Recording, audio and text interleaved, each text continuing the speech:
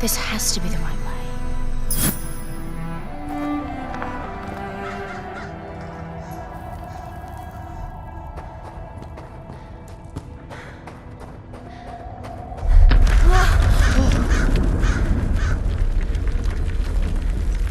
Before we continue, let's stop a moment and take a look at some of the key features of this demo.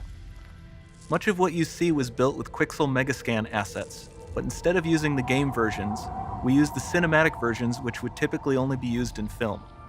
There are around 1 million triangles each, and thanks to virtual texturing, they all use 8K textures as well. Nanite can render an insane number of triangles very quickly. There are over 1 billion triangles of source geometry in each frame that Nanite crunches down losslessly to around 20 million drawn triangles. What does that many triangles look like? This isn't noise. These are the triangles, each a different color. Most are so small that they look like noise. Nanite achieves detail down to the pixel, which means triangles are often the size of pixels. This amount of geometric detail requires shadows to be pixel accurate as well, and Nanite can do that too. Speaking of lighting, all of the lighting in this demo is completely dynamic, with the power of Lumen that even includes multi-bounce global illumination. No light maps, no baking here. Without GI, all of that beautiful lighting is gone. With Lumen enabled, we can move the light and the bounce changes instantly. Okay, let's keep going.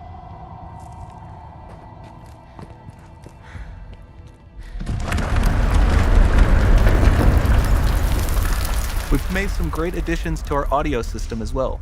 Convolution reverb allows us to measure reverberation characteristics of real spaces, like actual caves that we sampled, and reproduce them in virtual spaces.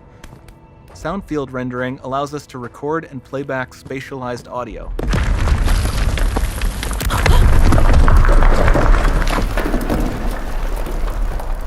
All of this adds up to a more immersive experience.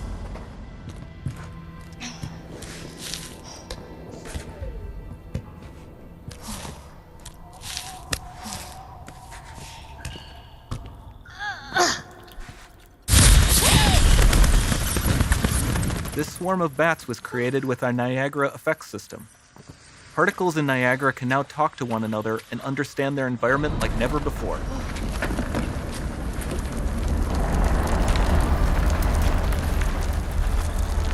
We've also added a ton of new functionality to run fluid simulations like you see in the water below.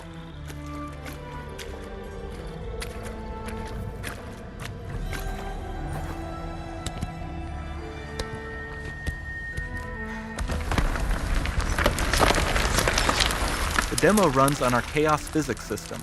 Here we are using it to accurately simulate the rigid bodies of the falling rocks and the cloth of her scarf.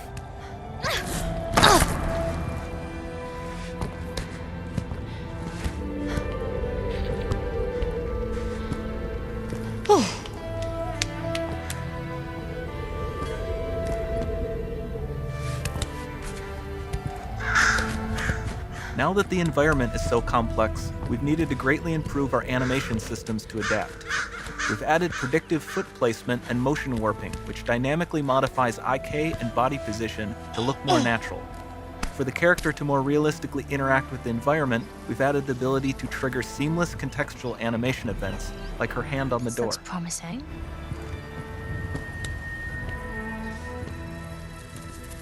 Dynamic GI is amazing, not just for speeding up iteration, but also for its impact on gameplay.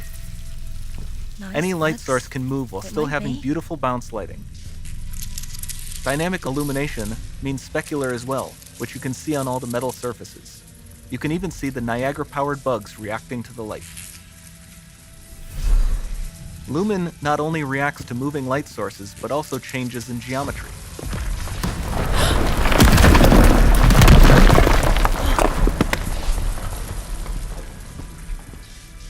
Remember we mentioned high poly assets?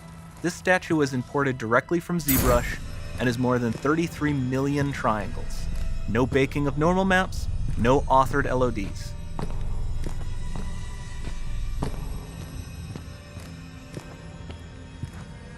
And we can do more than a single statue. There are nearly 500 of that exact statue at the same detail level placed in this room for a total of over 16 billion triangles from statues alone. Over this entire demo, there are hundreds of billions of triangles.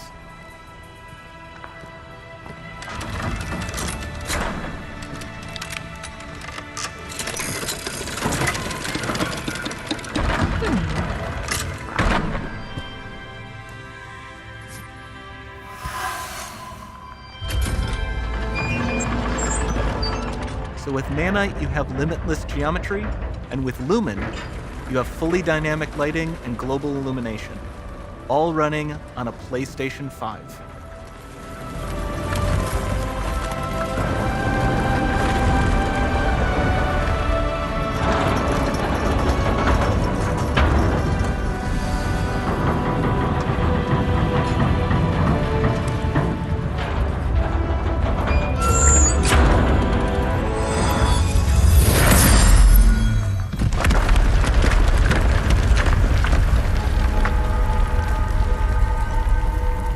There's not much time left.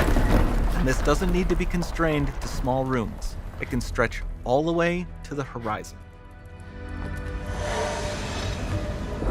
The portal, it's open. Don't fail me now.